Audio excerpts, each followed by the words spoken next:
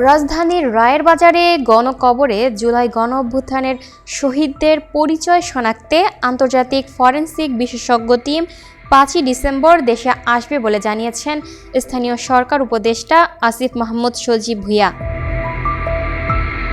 রোববার ১৬ নভেম্বর সকালে রায়ের বাজার কবরস্থানে জুলাই শহীদদের কবর জিয়ারত করতে এসে তিনি এই কথা জানান। স্থানীয় সরকার উপদেষ্টা বলেন, আগামী ৫ই ডিসেম্বর আন্তর্জাতিক ফরেনসিক টিম আসবে। শহীদদের পরিচয় শনাক্ত প্রক্রিয়া ৭ই ডিসেম্বর শুরু হবে। রায়ের বাজারে অস্থায়ী মর্গ স্থাপন করে দেশীয় বিদেশি বিশেষজ্ঞদের মাধ্যমে শহীদদের পরিচয় শনাক্ত করা হবে। এ সময় নির্বাচন ও পদত্যাগ বিষয়ে সাংবাদিকদের জবাবে কোনো মন্তব্য করেননি তিনি। এর আগে গণকবরের শহীদদের কবর জিয়ারত করেন উপদেষ্টা Asif Mahmud Sajib Bhuiyan. Lucky Akter, up to date news, Dhaka.